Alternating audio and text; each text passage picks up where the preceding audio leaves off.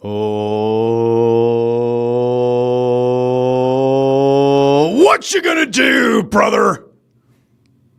When the Russ Joy Show runs wild on you, brother. All right, I probably offended somebody. Welcome into the Russ Joy Show. I'm Russ Joy. You figured that out because you're smart. It's also the name of the show. And no, despite the fact that I just gave you a little Hogan to start the show, there is no NWO shirt today. I thought about wearing it. I had plans to work out at some point today. It hasn't happened yet, but I feel like if I stay in these clothes, eventually the shame will overcome me and I will have to work out on that side of the office. There's workout stuff right over there. I'm not going to spin the camera around, but it is there, I can promise. So no NWO shirt today.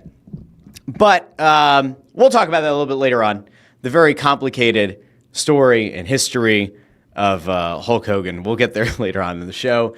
Some of you will care and some of you will not. Although based on some of the initial comments here, I do feel like there are more people interested in talking about the passing of Hulk Hogan than I might have expected. I don't even know what the hell to do. JH says, in all caps, "It's hot as balls outside, brother.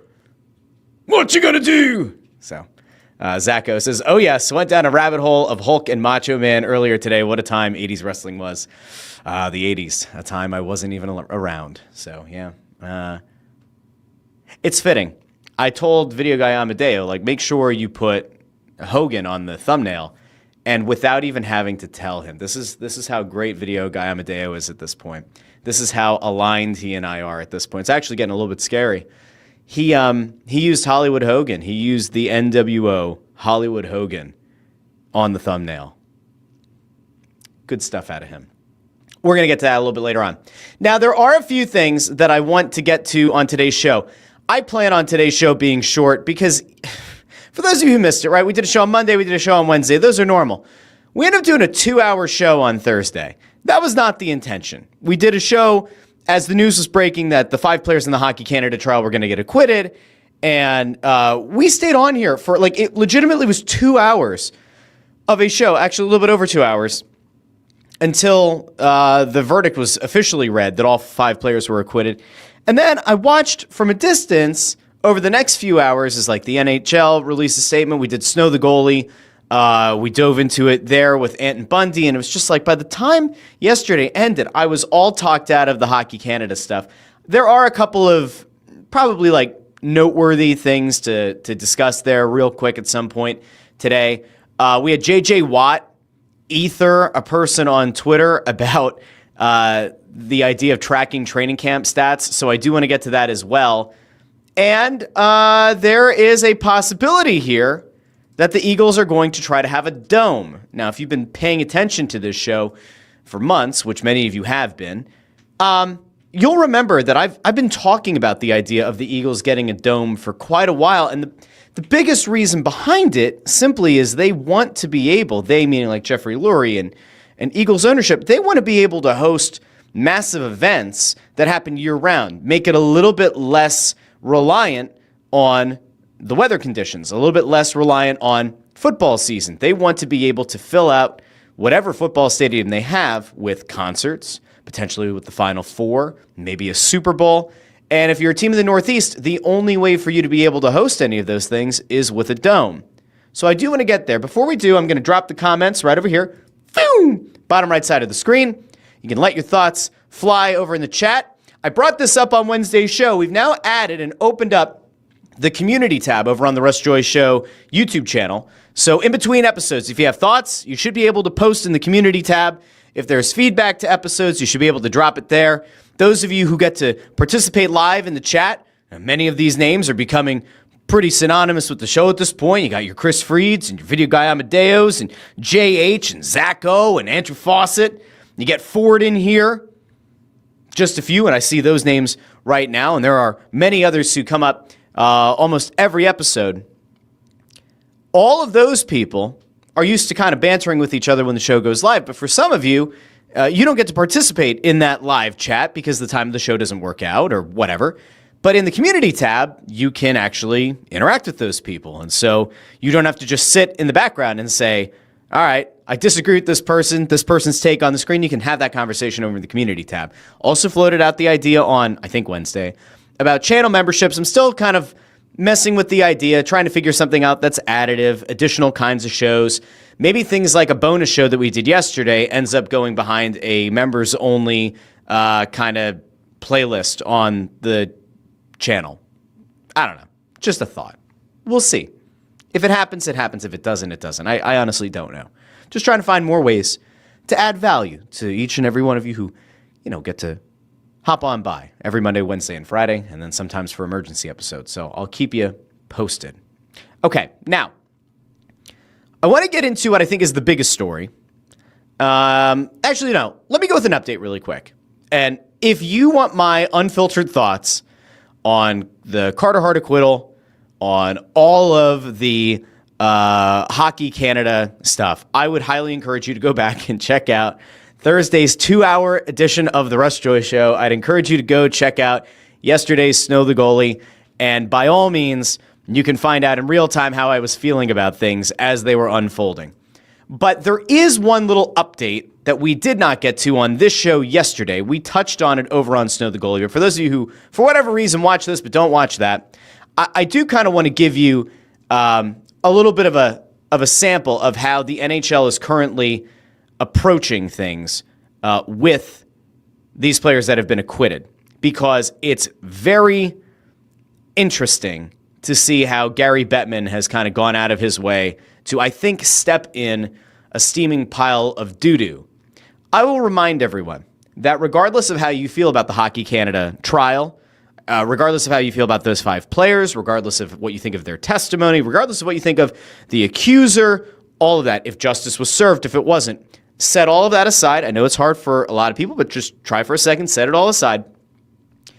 The acquittal of these players doesn't necessarily, there's a difference, right? Nuance here between not guilty and acquittal and totally innocent. There is some gray area.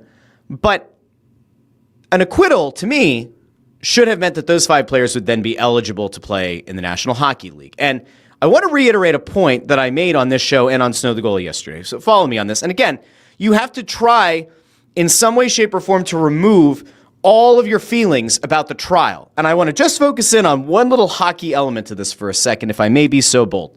The Philadelphia Flyers, without a question, should probably have a conversation with Gary Bettman, because prior to Carter Hart's trial, prior to the trial of these 5 Hockey Canada players, Carter Hart was set to become a restricted free agent at the end of the 2023-24 season. At that point, the Flyers did not issue a qualifying offer. Now, one of two things could have happened. The Flyers could have decided, we don't want to give a qualifying offer to this guy. We don't know if he'll ever be back. We don't know when he's going to be eligible. Why are we going to have him on the cap? Why are we going to pay this money? There's another possibility, which is that the NHL said to the Flyers, do not extend him a qualifying offer, because we're going to have a lot of questions about how this case plays out. The NHL claimed that they were doing their own investigation that they were going to release. And so the Flyers ultimately didn't issue a qualifying offer. Now, all of this comes with the caveat that if the National Hockey League either gave explicit instructions or implied to the Flyers that there would be consequences for extending a qualifying offer to Carter Hart, based on this acquittal, to me, the Flyers should be able to go back to the NHL now and say, listen, we could have retained the rights to this player. You did not allow us to. We should be granted those rights. We should be granted that exclusive negotiating window. And from that point, the Flyers should then, as a collective, say, well, we either want to negotiate with this player and his agent and sign him to a contract, or we do not want this player, but we are going to be open to trading his exclusive negotiating rights like you would be able to for a restricted free agent. And based on the fact that there are probably anywhere from 3 to 5 teams interested, throughout the name Edmonton, throughout Carolina, maybe Seattle, could have Columbus. There are teams that could use some goaltending help. Maybe some smaller market teams. Could you see him go to a Vegas where there are just a lot of people and maybe you can fly a little bit under the radar? Maybe. I just don't think, I think outside of Edmonton, you can rule out most of the Canadian teams. If I were the Flyers, that's what I would do. Why should the Philadelphia Flyers organization be penalized for something they were not complicit in, for something that they did not themselves have anything to do with? That would be my point from the Flyers' perspective. Now, ultimately, if the Flyers simply said, we are not going to extend a qualifying offer, I don't think they have a leg to stand on. But if the league instructed them, you cannot extend this qualifying offer, you should not, they should get that a little bit of a bargaining chip back. Because remember, like before all of this went down, there were teams inquiring about Carter Hart and his availability and whether or not they could trade for him. We had said over on Snow the Goalie for a year and a half that like there were teams that were approaching the Flyers. Listen, I think a good number of people in the hockey world kind of knew that this trial could happen at some point. There had been a prior investigation. The police had looked into it. So maybe teams kind of gave the Flyers an idea like, hey, if there's nothing to come of this, like this is what our offer would be, but we're not going to make this trade until we know what's going on. The Flyers, in theory, could have gotten some kind of assets back. It appears as of right now that they stand to get nothing. And this isn't being a homer. This isn't trying to pitch, equity here, or pitch, some kind of fair and balanced take for the Flyers. I'm just saying, if I were the Philadelphia Flyers and I were told you cannot do anything to retain the rights of this player, and now you stand to lose him for nothing, I go, should probably fight that. Now, that is my one little hockey take on it. But I do want to take you to a statement that was issued by the NHL yesterday. And again, regardless of how you feel about the trial and about the outcome and all that, just set that aside for a second as best you can. Based on an acquittal, I am still of the opinion that if that is where things currently stand, and it is, if the players have been acquitted, I don't know how you could have to do an appeal process. I mentioned the Mitchell Miller thing where there were these horrible accusations about abusive language to a teammate. And ultimately, the Bruins tried to sign him, and then the league said, well, he has to apply to even be eligible to play in the league, and then that all kind of fell through. I don't know how you can make these guys have to appeal to get back in the league, but here's the statement from the NHL following the verdict, the acquittal of 5 players. Quote, "The allegations made in this case, even if not determined to have been criminal, were very disturbing, and the behavior at issue was unacceptable. We will be reviewing and considering the judge's findings. While we conduct that analysis and determine next steps, the players charged in this case are ineligible to play in the league." I get that Bettman has a legal background. I think that they are opening themselves up to more litigation. Now, why should I care? Why should any of you care? I'm not sure that you should. But I think that that kind of statement and trying to set that kind of precedent maybe causes a few extra headaches for the league. I don't know how you kind of overrule what the court found. Now, we talked about this on Snow the Goalie yesterday. In theory, double jeopardy does not pertain to this case. The Crown could theoretically appeal the results if they think a ruling had been made that there was a legal proceeding that wasn't followed correctly. You could maybe go back to the mistrial, the dismissal of the second jury. Maybe there's something along the way, the unwillingness to admit certain evidence into the case. Will the Crown try to do this again? Will they try to put this accuser on the stand again? Like, I really don't imagine they will. But is that what the league is trying to do? They trying to buy time until there's an appeal process? I don't know. Maybe.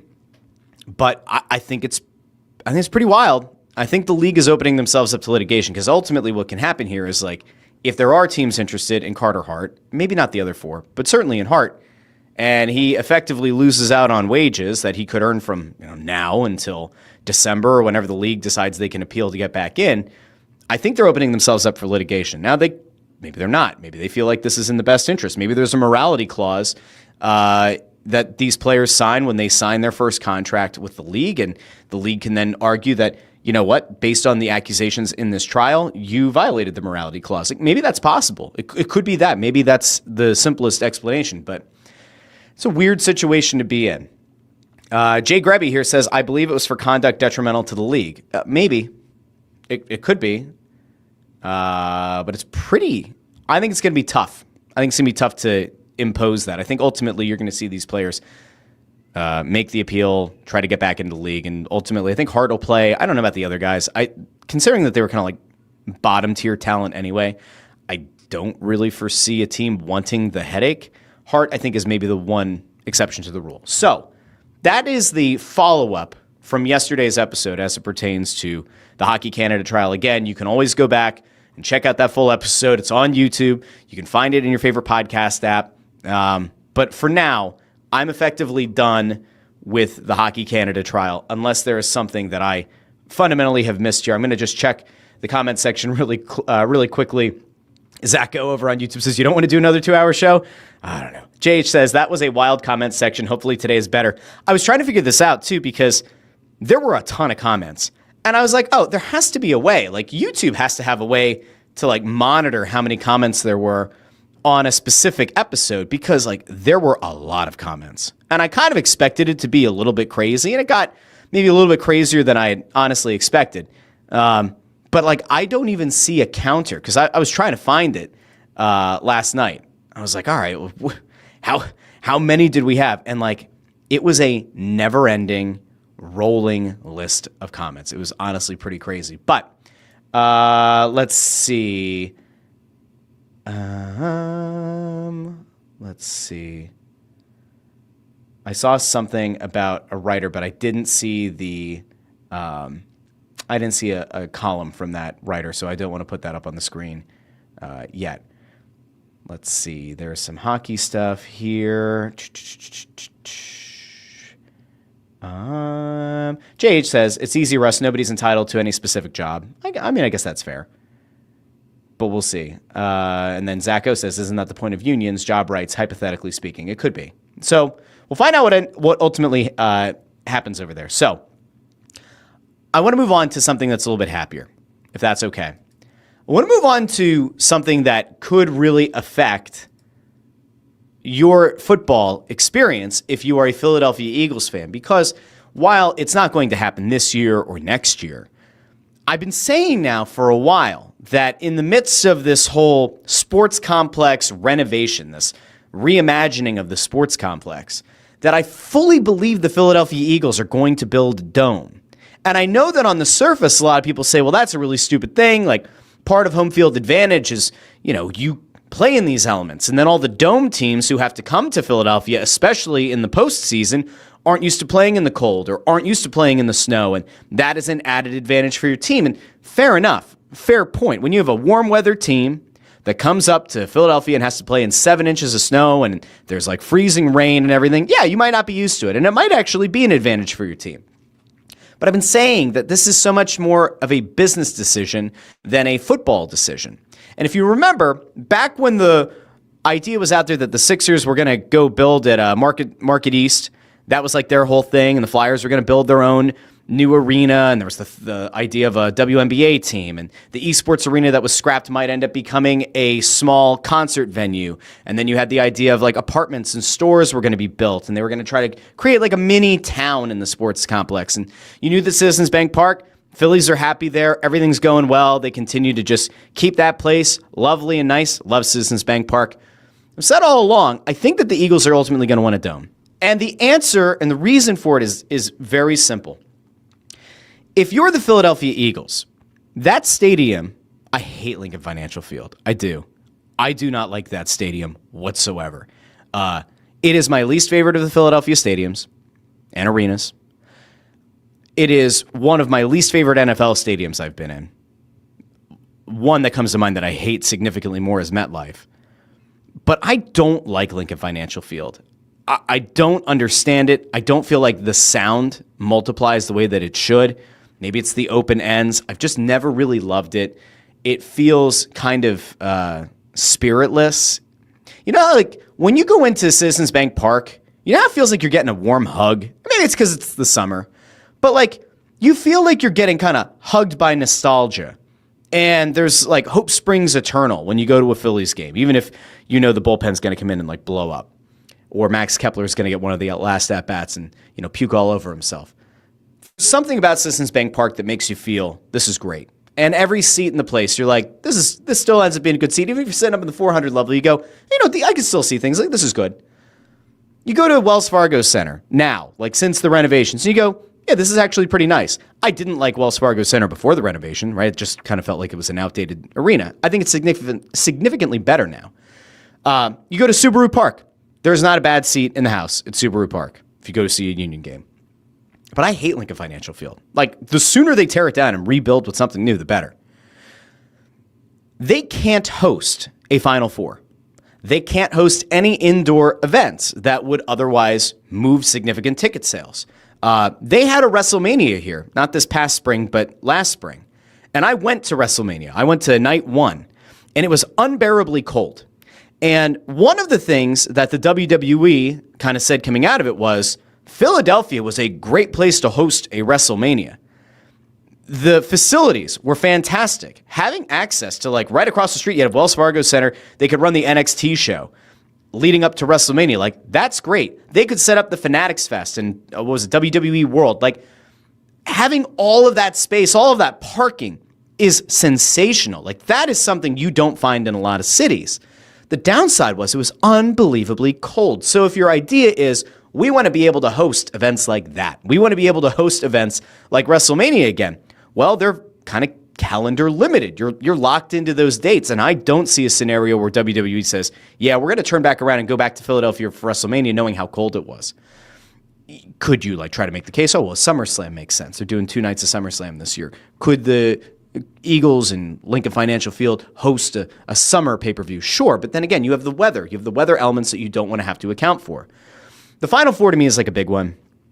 Certain concerts, certain artists who might not want to have to deal with potential weather, that's another part of it. How about winter concerts? Totally out of the realm of possibility for the most part, right? It makes all the sense in the world that Jeffrey Lurie would want to have his massive stadium, the biggest one in the city, be one that could be used year-round. And so I fully expect them to go to the Dome. Now, they have sent out emails to season ticket holders requesting feedback about the idea of potentially a Dome. But before we get there, I want to go back to a clip that Elliott Shore-Parks put out on Twitter back around the Super Bowl, this past Super Bowl, when he was asked about a dome or about trying to put a roof or something over Lincoln Financial Field. And I want you to hear what Jeffrey Lurie has to say, and then I want you to try to tell me that it doesn't sound like this guy's mind is already made up, that he wants to have a dome, to have a place that they can host events year-round. Let's go out to Jeffrey Lurie back around the Super Bowl. I don't have a strong opinion about it because you're torn. I love outdoor football. I love it. I love the cold games. I like the hot games. I like the snow games. On the other hand, does Philadelphia deserve to host the Super Bowl, NCAA Final Four? Lots of great events. It's an incredible sports city. Does it deserve that? Yes. So you got to balance all those things.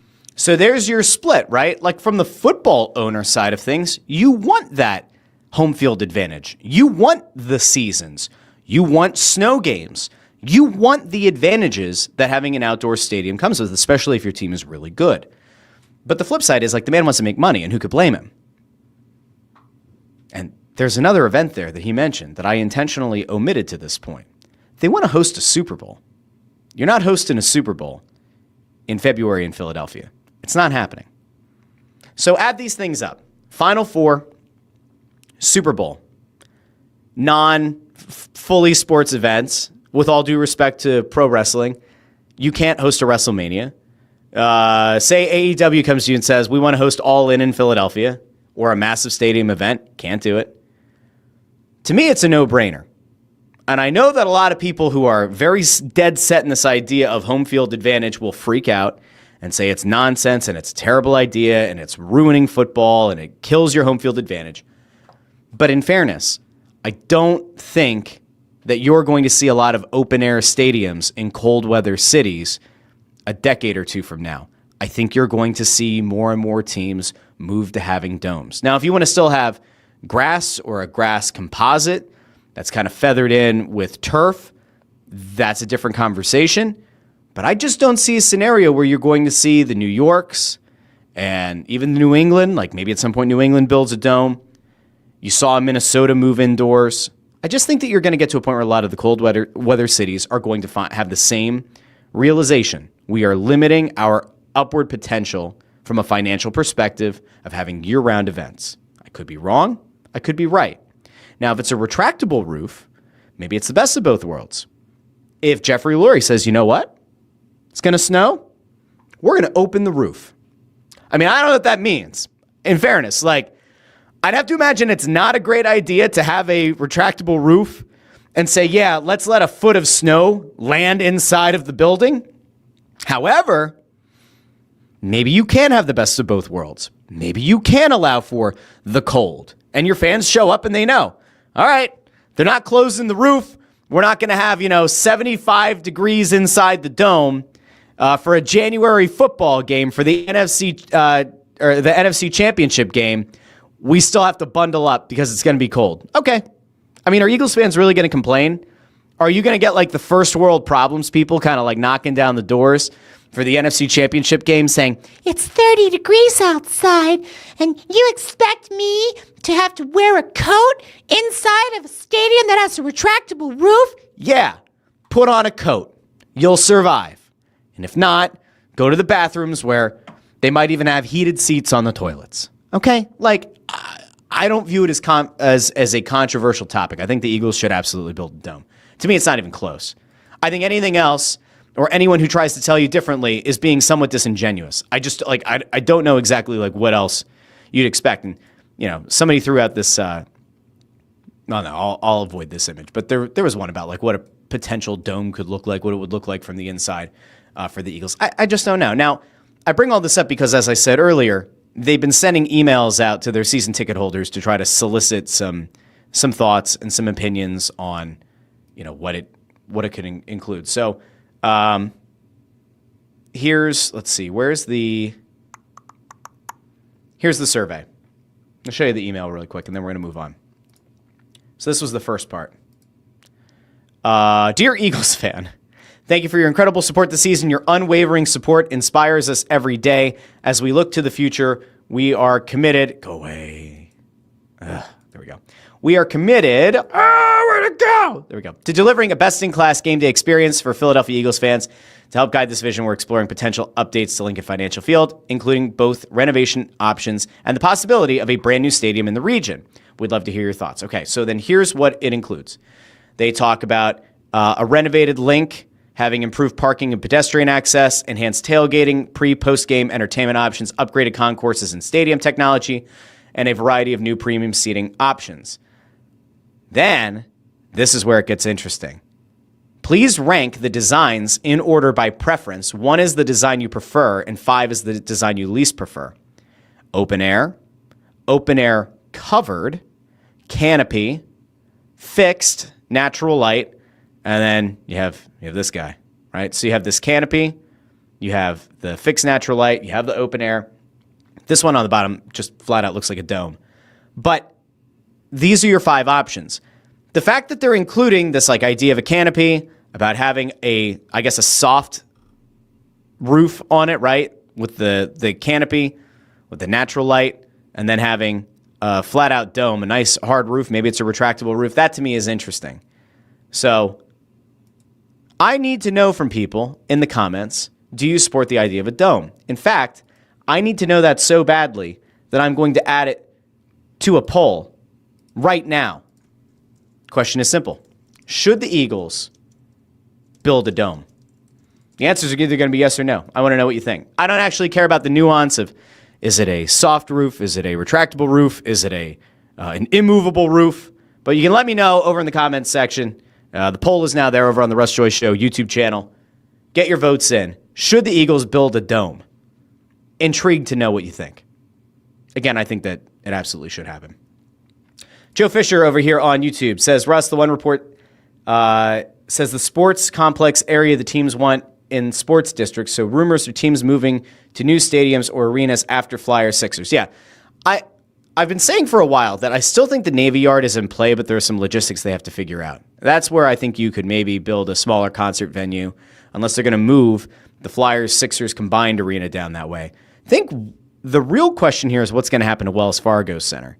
And where is the new arena going to be built? You're not going to tear down Wells Fargo Center to build a new stadium. You can't do that quickly enough.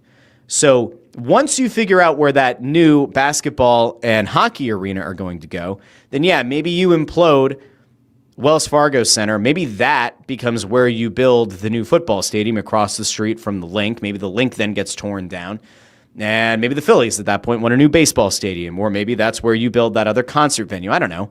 Again, they're talking about this mini city in the city where they're talking about having apartments and restaurants and stores. And the idea there is to kind of build a mini town that keeps you in the sports complex, that before a game happens, you park and you go eat and you go shopping and then, you stop at your car, drop your stuff off, go into a game. Or traffic sucks getting out of the games, instead of being limited to just Xfinity Live, you can go down and go get something to eat, have some drinks, sit around, wait, do whatever. Maybe rent an apartment, maybe rent a hotel room or whatever, and still be down in that sports complex. I think that once the Flyers and Sixers get their arena built, I think that's when things really start moving on the link. Can they add a retractable roof to the link? I don't think they can. What the hell would that look like?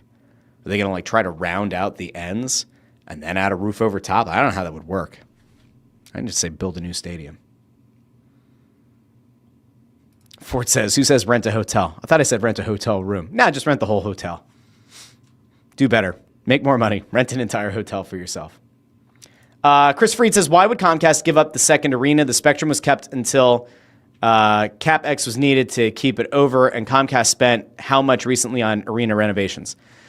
The one issue that you potentially run into if you keep the second arena, notably like Wells Fargo Center, the Xfinity Mobile Arena, is if you build this new arena, what are you going to fill the other one with? Remember, there were all those conversations about when the Sixers were going to build at Market East, it was, all right, now you're kind of cannibalizing the potential concerts. You're cannibalizing the same potential indoor concerts and events. So if you have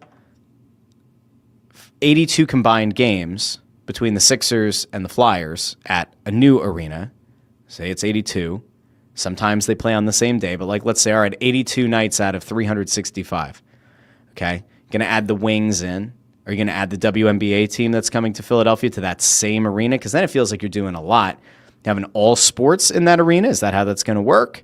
Are they going to have the WNBA team and the Wings play at Xfinity Mobile Arena? I don't know. There are a lot of logistics that I just have questions about, and I can't imagine having two fully sized arenas in the same sports complex benefiting the greater collective in that sports complex. I could be wrong. I don't know. I don't know if I believe in it. JH says PWHL, WNBA, lacrosse, all sorts of things that can go in the old arena. I mean, I'll throw the idea out there, right? I've said this a bunch of times. You could figure out a way to retrofit Xfinity Mobile Arena and get the Philadelphia Union to move and have the Union play in an indoor arena. There's a way to do it. I don't think they will. They've now invested in a gigantic sports complex down on the Chester waterfront. I can't imagine that you're going to throw all that money into building up the academy and then abandoning Subaru Park. That doesn't make a ton of sense. Unless you're getting a huge financial incentive to do it. And then Union 2 play their games at Subaru Park. But then again, they're going to turn Subaru Park just into a concert venue that also has all of these soccer buildings. I can't envision that happening. It's interesting. Now, by the way, there has been this conversation about all right, well, the Eagles own a bunch of land near NovaCare. Could they try to build the new stadium where NovaCare is? I guess in theory they maybe could, depending on zoning. But then you run into the issue of there aren't, that kind of defeats the purpose of having the sports complex all in that one little area. I know NovaCare is not that far, but I can't imagine you're going to do that. So I don't know. I don't know. JH says the waterfront area is beautiful as long as you're inside the arena. I think that's true. Greg Bondarenko over on YouTube says, I miss the Spectrum being the minor league stadium for Phantoms. The Kicks. Oh, remember the Kicks? Poonugs39 says, I would hate it if Philly breaks up the sports complex. Ammo23 says it's too close to residential. I think you're probably right. So then it becomes what do you use that land for? Does that become a place that you start building a new training facility for some of the other teams? I'm not exactly sure. All right, let's see. I know that there were a few other things going on in the comments earlier about this, and I wanted to touch on it quick. If there was something, we got past the initial conversation there. Jay Grebby with a good afternoon to Russell and the Russettes. Thank you for being here, Jay. And says, thank you for being the distraction for my MBA paper. Oh, Jay, we have to know. Where are you getting your MBA? And what is the thesis of your MBA? We need to know. I think it's pretty important. And then we're all going to cheer for you. And when you get the MBA, then we're all going to have a little celebration for Jay Grebby on the show. Let's see. We're going past the initial thing here. Ford says, YouTube chat needs a lot of work. You should be able to like a comment, for example. I don't control that, but I do like it. You can like a comment in the regular comment section, but not in the live comments, which is kind of weird if you think about it. Let's see. Lawrence Fine over on YouTube expresses some love for the snow games, and I agree. Zacho says, are retractable domes a thing? Yeah, Rogers Center has one. They have a retractable roof, which is pretty cool. I got to go watch a Blue Jays Diamondbacks game when I was up in Toronto for work, and it was a really cool thing.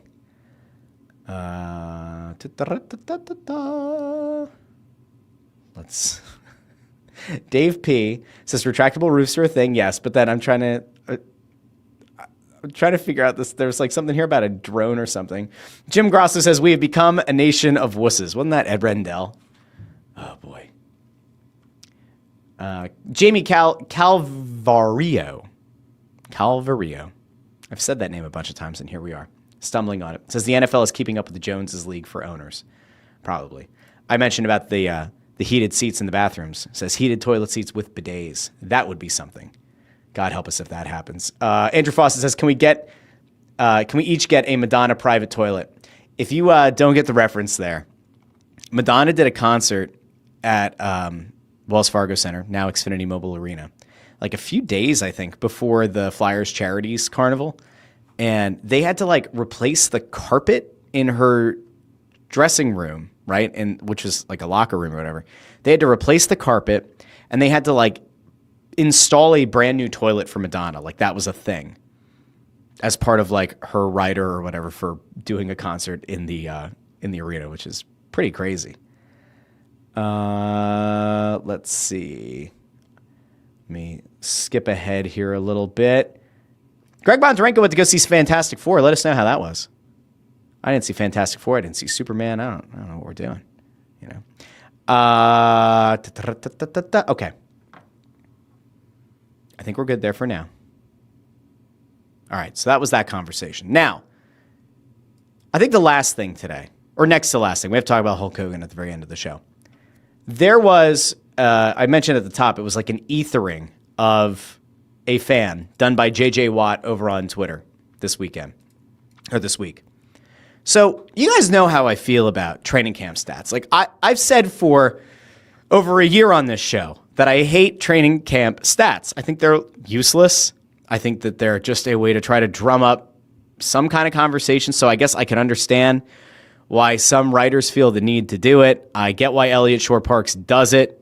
The people who are super diehard football fans that for whatever reason want to know how many passes Jalen Hurts attempted and completed and how many drops Devontae Smith had in a given day, those people are thrilled, I'm sure, to have these numbers.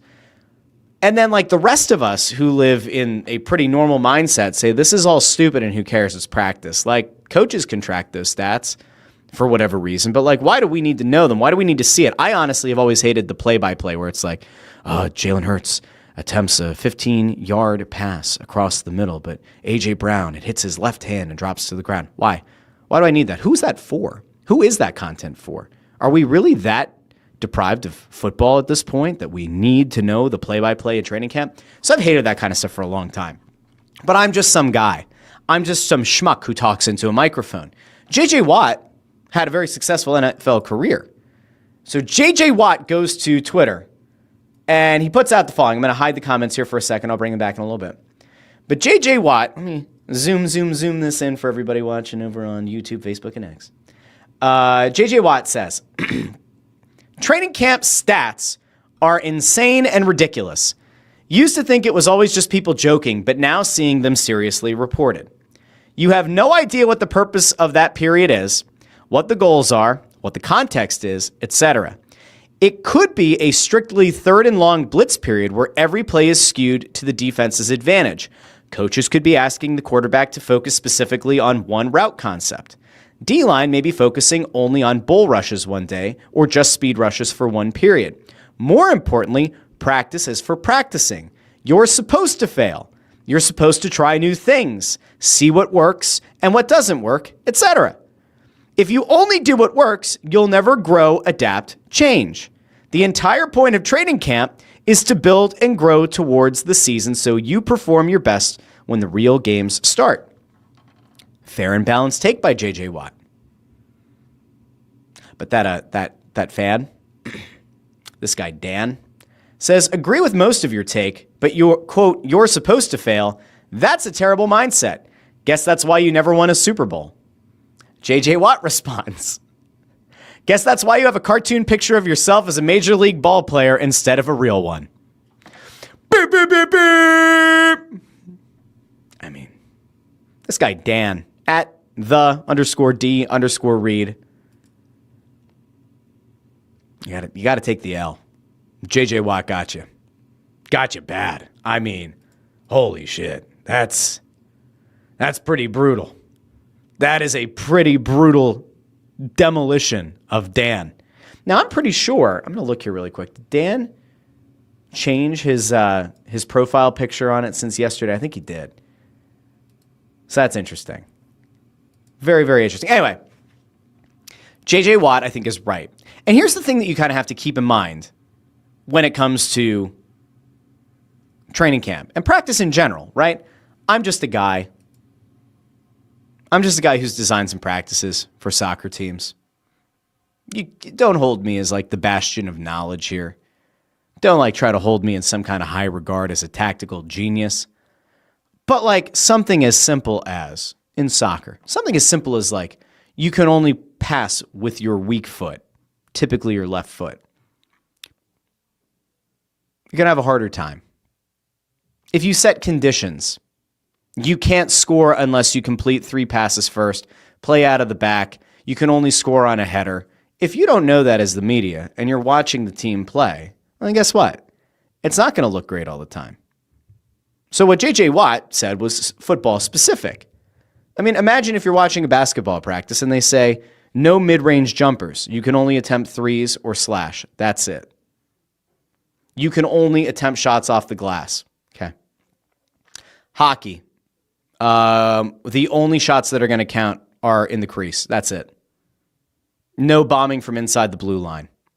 Practice is going to look different. If you don't know what the conditions are and you aren't perceptive enough to kind of pick up on, oh, that must be what they're doing, and you're just reporting the stats based on what you see, J.J. Watt's right. You're missing some very important context. So this again is why I say I think the whole idea of stats at training camp are really dumb, but I get why beat writers put them out. It's engagement. And by the way, like the idea of engagement also needs to be kind of like looked at, because a lot of times people go, oh, you're just looking to get your clicks. Elliot Shore-Parks is just looking to get his clicks. I don't know how much money Elliot Shore-Parks makes on X. I can't imagine it's like Boku bucks. Can't imagine that it's life-changing money for him. So I really don't think that's what it is. It's more about just having your name out, because ultimately those are the kind of things that are going to help. Like if it helps your overall livelihood, the clicks on X might not matter, but the engagement and building that following, well, those things can certainly matter, because maybe that does lead to more people listening to your segments on shows, more people listening to your podcast. That ultimately leads to a more engaged listenership, which then helps with getting better sponsorships, which ultimately leads to more money for your podcast or for the network or for the radio station. So like there are reasons that I guess you would engage in that kind of content, but I could not care less about it. I don't know what this is. Tony Louis says, you're pretty good at making sound effects with your mouth. You should have been that guy from Police Academy. What is happening? What's happening? Let's see. Poonugs says, I don't think he meant you're meant to fail in practice. He meant you're going to fail in practice, because if you aren't failing, you aren't learning. That's correct. I think that's the proper read on it. All right, so we've now gotten to the Dome. We talked about the update on Hart and the potential appeal process with the NHL. Jeffrey Lurie's rationale for why he might want a Dome. We didn't dive too much into the Phillies at all today. I think it's just kind of simple. Like, I stand resolute in the same belief that I've had for a while. And watching the Phillies struggle in the final game of the series against the Red Sox, to me, just kind of like rammed home the point. And I think it's a really simple point.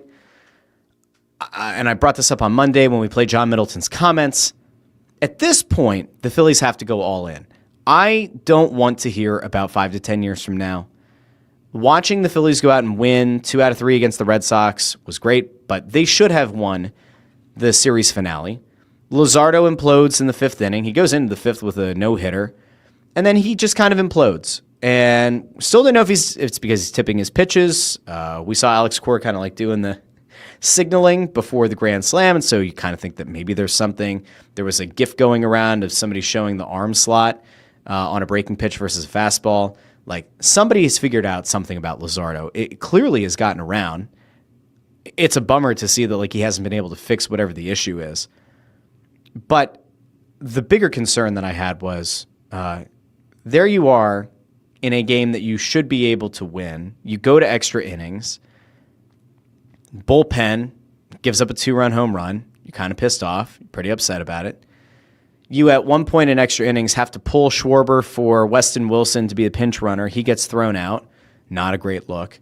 And then ultimately, like, Max Kepler comes up to the plate. And there's not a single soul who thought that Max Kepler was going to deliver. And remember, Kepler was the guy who was supposed to provide some kind of something to this lineup that you didn't have. And I said at the time it was a bad signing, and it's proven to be a really, really bad signing, and he's been somewhat of a malcontent, and they don't seem committed to having him be an everyday player, and based on his production, I don't blame them.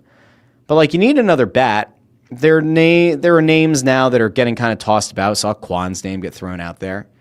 I saw, what's his name? Adolis Garcia's name has been floated out there. There were a few others that I was like, oh, okay, it's interesting. But they need another bat. And this is the time to push in the chips. Because Schwarber's not signed long-term. He's a free agent at the end of the year. He could leave. Real Muto, coming to the end of his productivity. His game has already changed somewhat. He's still great behind the plate, but the bat's not giving you the kind of power, the kind of extra base power that you want it to. Castellanos is Castellanos. Harper's looked otherworldly, but there is a possibility that he kind of regresses to the mean again, especially if he tweaks that wrist. I still think it's time for them to push in the chips. If Andrew Painter's the only untouchable, whatever. But, man, you better be, I keep saying this, but, like, you better be sure that Andrew Painter is going to be an ace with the way that they've kept him off limits for players that could help the team. They still need another bullpen arm. I could maybe be talked into the idea that some combination of Luzardo and Suarez going to the pen in the postseason maybe works, but I still wouldn't love it. They need another bat. 6 days out from the trade deadline. If they don't make an impact acquisition, I might light my hair on fire on the stream. I will probably scream a lot that day. I'm just double checking here really quick. I need to make sure of the date here. 31st is on a Thursday. So we did an emergency bonus episode about the Carter Hart acquittal yesterday. Maybe we'll have to do an MLB trade deadline day show. Because if the Phillies get to the trade deadline and the clock strikes the hour and they don't make a move, or they make another bargain barrel move, I'm going to lose my shit.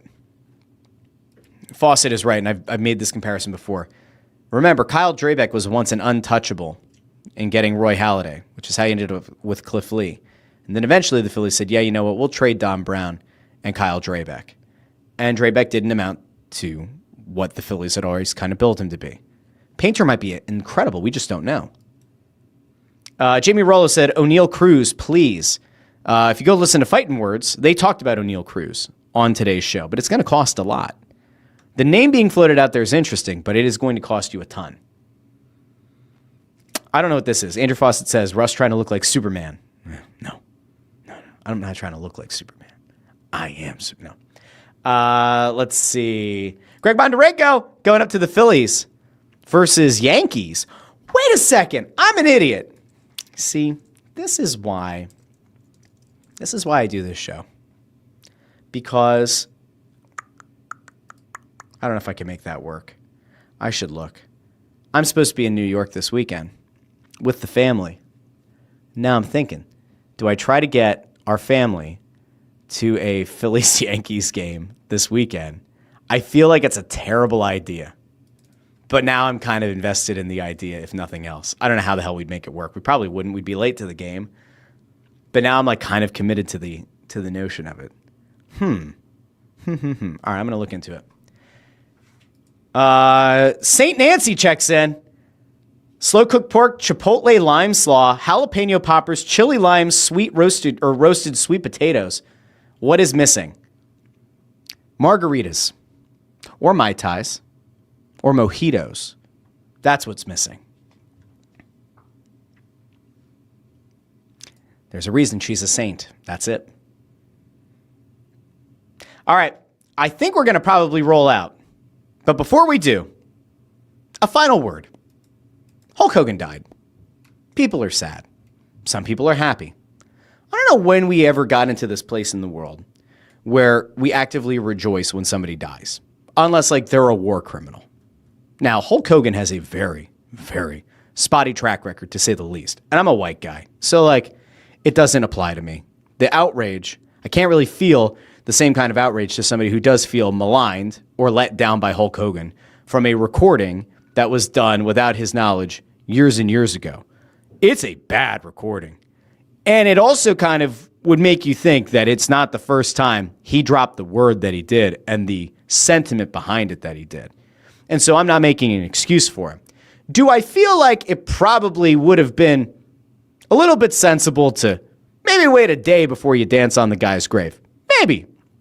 Do I think that it's totally fair that people on the day of his death said, hey, all-time great in pro wrestling, also kind of a shitty human being for some of the stuff that he said? I think it's probably fair. I think there's like a middle ground that you can kind of find. Now, I will just speak on this from the perspective of somebody who likes pro wrestling and has grown up a pro wrestling fan and is, once again, a pretty avid pro wrestling fan. You can't talk about the history of professional wrestling without Hulk Hogan.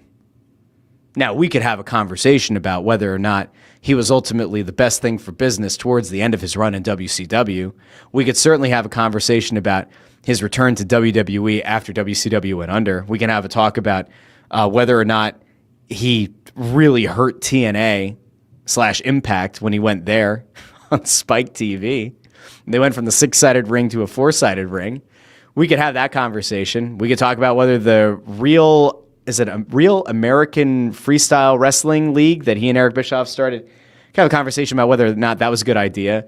About the Real American Lager.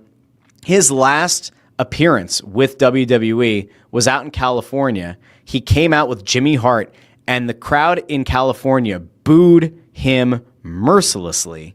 And then, in the aftermath of it, he did an interview where somebody said, hey, what did you think about people booing you? And he goes, oh, no, brother. They were booing Jimmy, Mouth of the South Hart, brother. They weren't booing Hulk Hogan, brother. They were booing Jimmy. Yeah, brother. No, they were booing you. But here's the thing. I don't know if I can blame you. If you are somebody who heard those comments and felt personally offended and wounded by those words, you have the right to boo. And you probably should have booed. I look at it simply from a very flawed human being, but who did give me, as a pro wrestling fan, some of my favorite memories, including Bash at the Beach, where he comes out and it looks like he's going to save Macho Man and the WCW team. And everybody's waiting for the third man. Scott Hall and Kevin Nash are in the ring. And then they scurry away like rats. And Hogan gets in the ring. And as he's walking down, Bobby the Brain Heenan says, yeah, but whose side is he on? And Tony Schiavone goes, what are you talking about? And he goes, whose side is he on? Hall and Nash are out of the ring. Hogan walks over to the far side of the ring. He looks at them. He turns around. He's talking to the ref. He leans his back against the ropes, and he drops the leg on Macho Man. The best heel turn in the history of pro wrestling. Something that can never be recreated. You can try to make the case that the John Cena turn at Elimination Chamber with The Rock doing the throat slit was better. The follow-up to that has been Garbaggio, which does affect its overall impact. The NWO was like the thing that took over wrestling, part of 83 weeks. Ladies and gentlemen, while we do not condone everything Hulk Hogan has done in his life, we do appreciate the memories that he made for pro wrestling fans. Now, I was not around for the 80s. I saw in the very beginning somebody was saying about Macho Man and Hogan what that meant to be in the 80s, what wrestling was like in the 80s. I wasn't around for it. But as a kid who grew up during the Monday Night Wars, there will always be part of me that can appreciate the character on screen, not the man behind the character, and says the character on screen is unforgettable. And so, that's that on Hulk Hogan today. Let's see. Last thing. Joe Fisher says, that is when I knew Hulk turned. I noticed most of the time Bobby the Brain said happened back then. Man, Joe, that was almost like your face just hit the keyboard a few times. There's some missing syntax there. But I think I get it. That once Bobby the Brain Heenan said it, you were like, oh yeah. Because Bobby the Brain Heenan used to always make it sound like Hogan was an awful guy. And so then finally, Heenan was sort of like vindicated. Tony Louis says they booed him because he was in the liberal capital of the world. He got cheered out of the building a few years ago in Toronto. Saying that word once doesn't mean you're an ass the rest of your life. The way that he said it, though, there's like no chance that was the first time in his life that he said it. That, I think, is what people take more exception to, even than just the recording itself. But, whatever. Ford says, the little coif in your hair, is that intentional, Russ? Where's the coif? This? This is just my hair, Ford. It's just the lettuce. It's just the lettuce. It's getting long again. I think it's time for a haircut, but not too short. Not too short. Jimmy Rollo says, I don't see today's Phightin Words anywhere. Just me? No, it's up. The show is up. I'm looking at there we go. Look to the podcast feed right now. It's up. And it's also over on YouTube. It is there. Andrew Fawcett also shouts out Ozzy Osbourne passing away. Also sad. A lot of legends. Theo Huxtable passing away. That was sad. Accidental drowning with his family on vacation in Costa Rica. That's horrible. Horrible stuff. Allison says, sad for childhood regarding Hulk Hogan. Ozzy devastated me, though. There's a picture. Like, if Ozzy passing makes you sad, I guess just try to avoid. There's a picture of Sharon Osbourne sitting off stage right, watching Ozzy in his final concert. And she's just kind of like sitting there with her arms around her legs. And she like looks equal parts like proud and sad. Like she kind of knew that he was going downhill pretty fast, it seems like. And it's still sad. Andrew Fawcett says about Hogan, I guess. I met him a couple of times, and he was great to people who approached him. Amadeo says, Hulk Hogan, the character, iconic, Terry Bollea, yikes. I don't know why there are people like talking about AOL. I don't know what the hell happened. This place is just going nuts. Eric Bretschneider, who was here yesterday, I think for the first time, says he was booed because of his political affiliation. Could be. Lawrence Fine says Chuck Mangione died too. I saw that. And then, I don't know how we got on Ralph Macchio. I don't know where all that came from, but I see people talking about Ralph Macchio is not dead. But I do see people talking about him. It will be sad, I guess, when that happens. But that's hopefully for him a very long way away. All right, listen. Today's show, we're wrapping up before the hour mark, which technically makes it a shorter show. I thought it was going to be a half hour, and it said it was about an hour. But thanks for being here. This is 4 episodes this week. Monday, Wednesday, emergency episode Thursday, and this episode. Do me a favor if you haven't done so already. Like the video, share the video, subscribe. When you like the video, it sends a good signal to YouTube. And then people who don't watch the show get it served to them in the For You tab, or it pops up in their related videos, or like you should watch this next. If you share the video, I think it sends another good signal. If you subscribe to the channel, that's just great, and you can hit the bell, ring the bell to get notified whenever the show goes live. If you find the short form content on YouTube, Facebook, Instagram, and TikTok, hit that with a like as well. It makes video guy Amadeo, warm and fuzzy in his tum-tum. So I'll be back on Monday unless some kind of crazy news breaks in the world of Philadelphia sports, national sports, or the media that cover them. Until Monday, this has been the Russ Joy Show, and I've been Russ Joy. But you knew that already because you're smart, and it's also the name of the show. Talk to each and every one of you Monday here on the Russ Joy Show. Bye now.